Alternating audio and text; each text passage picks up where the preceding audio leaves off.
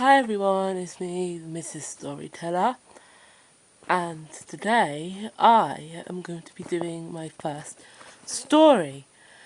Um, yeah, as I said in my last vid, I'm actually pretty nervous about doing this, because I'm not too keen about reading out loud to people, especially from people around the world, because I'm scared people are not going to understand me, or that they're not going to like my voice. So, I'm still gonna do this and see how it turns out. Now, before I start reading the story, I just want to say to you all that I wouldn't actually mind if when you're gonna read this, if you comment or like on it and there's below or whatever. But even if you can't understand my voice or what I'm saying, I do not want people to be putting mean comments down there saying I should not do this, because a sensitive person, right, I'm pretty sensitive about what people say about me. So if I get any sort of mean comments like that, I will immediately stop doing this and not think about doing this ever again. So I'm just warning you.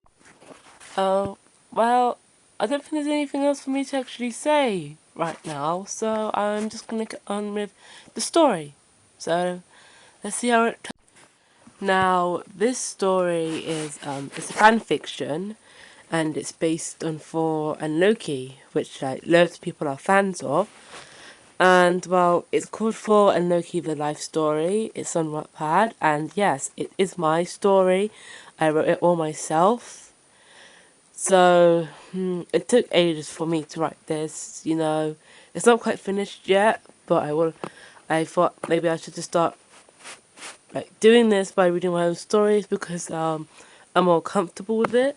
So if you want to read a story, it's on Wattpad. My name's Princess Marvel, and yeah, so you can go read it, um, like it, comment, and vote for my story. So yeah. So here's some description about the story. The life story of Thor and Loki. They talk about what happened after the fight in New York. Thor reunites with Jane Foster and Loki falls in love. Both of their lives have changed and are completely different from each other, but one thing is completely the same. They become fathers. So basically that's what it's about, and well, I'm just going to warn you all that this story is rated a PG-13 if we're going to read it, and there's some content on there which is inappropriate for younger viewers, so that's why I'm a bit unsure about reading this, but parental guidance is advised for this, seriously. Now, before I start, I'm just going to warn you all, I am really not good at doing characters' voices. I mean, some of them I can do. I mean, I'm pretty good at doing a full voice. But I'm not too good at doing a Loki impression. I'm still working on it. And it's not actually going to sound exactly like he would sound.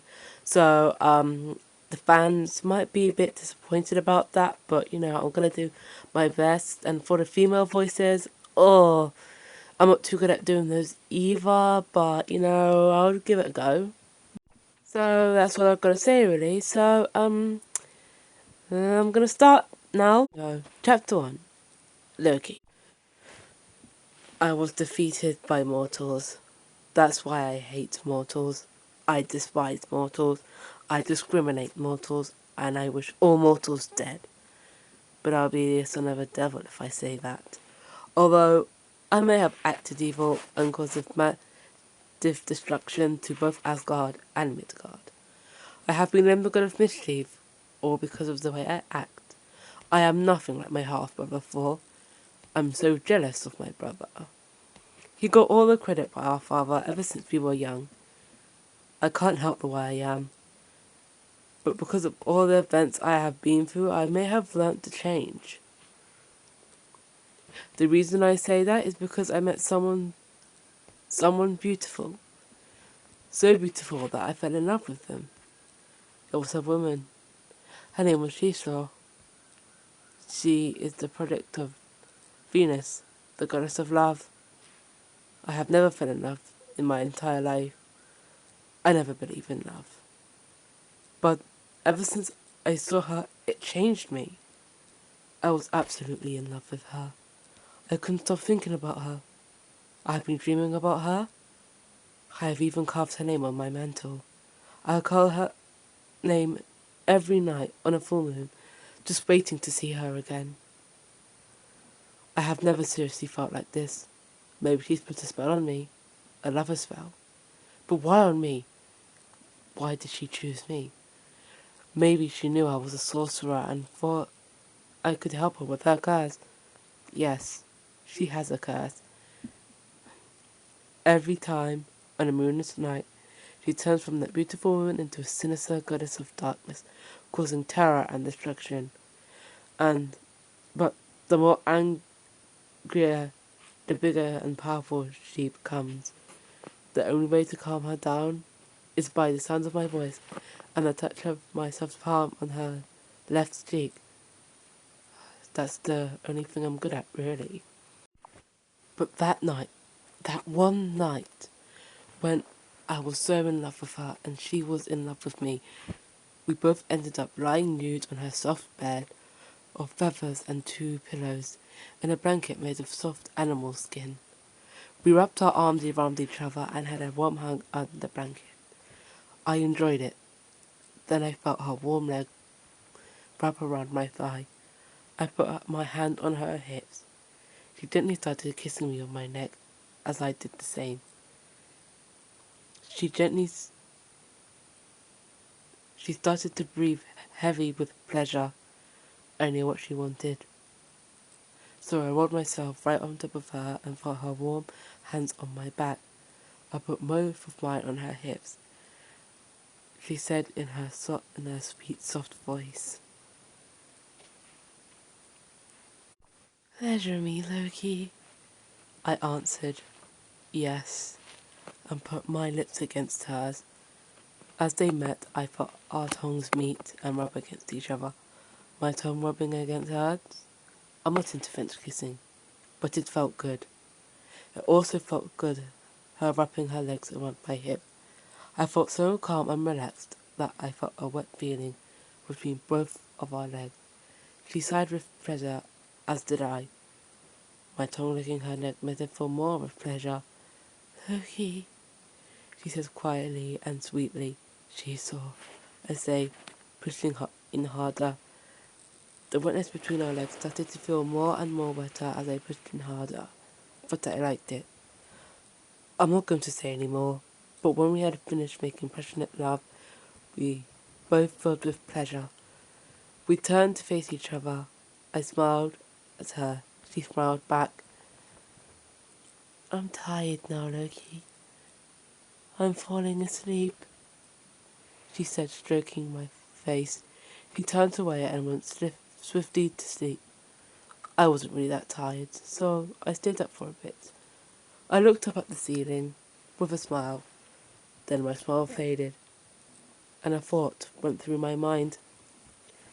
Did I just make love with a woman? A woman with a curse? I looked at her, and then back at the ceiling. What if she gets pregnant? With my child? Me, the god of mischief, with a child? I can't imagine it. Then she saw me, turned to face me. She saw the worried look on my face. "Loki, what's wrong?" she said. She asked, putting her warm hand on my chest. "Nothing," I said. "Oh," she says, and she turns to her side. I sigh and put my arm around her and go to sleep. The next day, I awake to see Chisor gone. "What?" I say as I sit up. At, fir- at first, I thought she had got out of bed to wash, but it was too quiet. I get out of bed and look around for her, but I did not see her anywhere. Then my second thought was that she had gone. The thing is, I did not hear her go. Then I see a note on the floor. I kneel down and pick it up to read. It said, "My dearest Loki, although I have loved you ever since we had first met, you have given me pleasure. I thought about it in my dreams, and that I am putting your life in danger. That's why I left at late midnight, without you realizing. I have gone somewhere that no one will find me, in a very, very dangerous place, so don't bother come try to find me. You'll only be putting your life in your hands. Just to let you realize, I will never be coming back. I'm staying in this place forever. Also, I realized that what happened between us was a terrible mistake. The reason you fell in love with me is because I put a love spell on you and myself. None of this was real, just us under a spell. So just try to forget about this. From China Straw. P.S. Death XXX. When I had finished reading, I read it over and over, but that last bit at the end, Death XXX. What did that mean? Death XXX. But as I read the letter, the things that she said it was a terrible mistake, and I'm only putting my life in my hands. That, putting life in my hands and Death XXX, that made me think. Was she planning to kill me? I do not know. Well, that's it for the first chapter. Oh my gosh. I bet that sounded terrible. Oh, well, it's my first time doing this, so obviously it's not going to be perfect. But, that is the first chapter, and I will do the second chapter soon. But, you know, in the meantime, if you want to read the rest of the story, you can click the link below to the Wattpad page and read the rest of the story. And I will do the next chapter when I have the chance to. So for now, goodbye.